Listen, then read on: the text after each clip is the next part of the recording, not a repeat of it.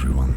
To create new projects, I need ideas. And to create ideas, I need inspiration. In my case, it involves a lot of research, references and notes. I am, and I think you are too, overwhelmed with information and content every day. Between work, social network, movies, books. In this information, there are things that inspire me, things that I need to write down and remember, and things that will connect with each other to give me other ideas. That's why, quite some time ago, I created a databank on everything and anything that helped me as much in the creative process as in the everyday life. This is what I call my second brain, and I will show you how it works.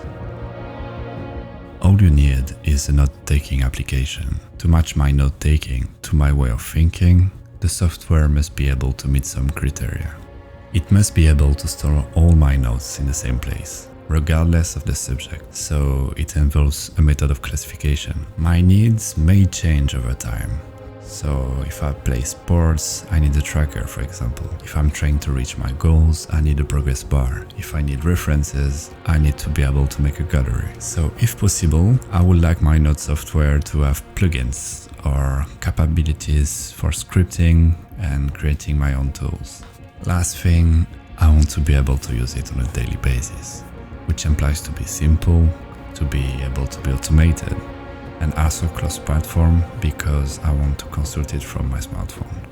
On your side, ask yourself this question. Know what are your criteria, because that way you can search and find a software that will suit your need. For me, it's Obsidian, and I will show you why. Obsidian look like this. At first glance, nothing special.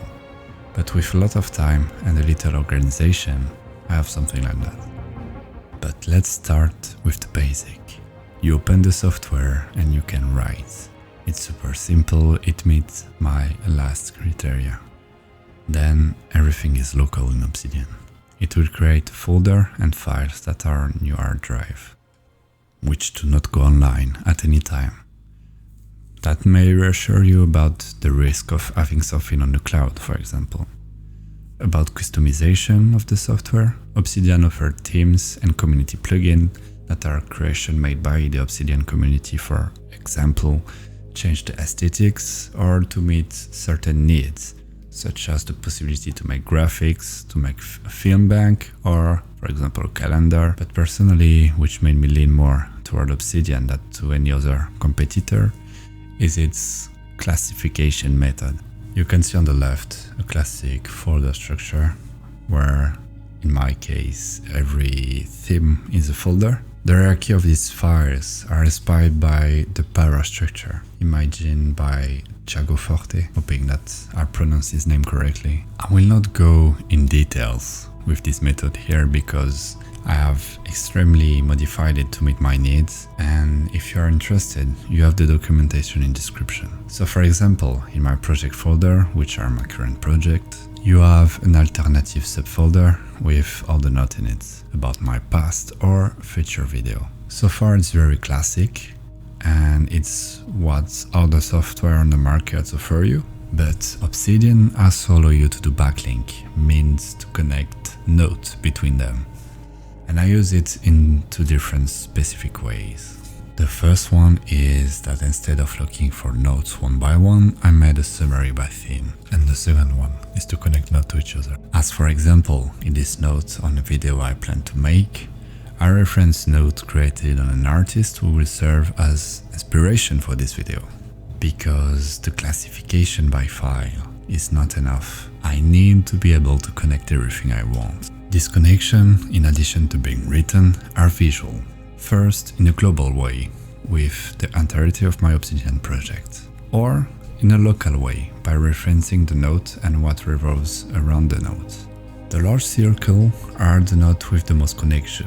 These are, in my case, usually my summaries. This is not the only way to connect your notes, but if the technical part of Obsidian interests you, I will leave you the channel of other people who will tell you about it much better than I can do, and it's in the description below. Especially the one from Sergio, which helped me to understand Obsidian much better. Obsidian offers you a mobile application and a paid synchronization service, which allow you to put your notes on the cloud. So it checks my multi-platform criteria. For my part, however, with much more data than that to synchronize, I use a service called Tiffen.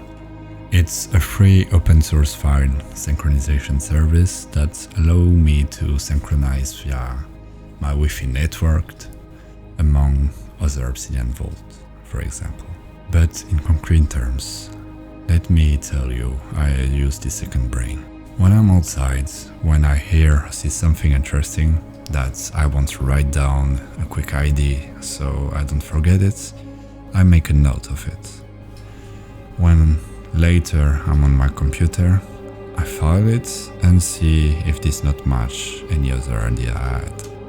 Every day I have a daily note with a summary of my day, which also allow me to have an overview of whether or not I have done my sport, for example, if I did everything I was supposed to do in this day, that kind of thing. I have project follow-up for this YouTube channel, among other, which allow me to have an overview of my video. I have a data bank of films and books. When I want to make mind mapping or galleries, I use Canva, which is a native plugin of Obsidian. So you understood, it became like a second brain to me, which work without internet, which I could almost print. In the end, they are still text file. It's a place where a big part of my knowledge and inspiration are. It's a place that allows me to remember in a world where we have more and more information and we remember less and less of it.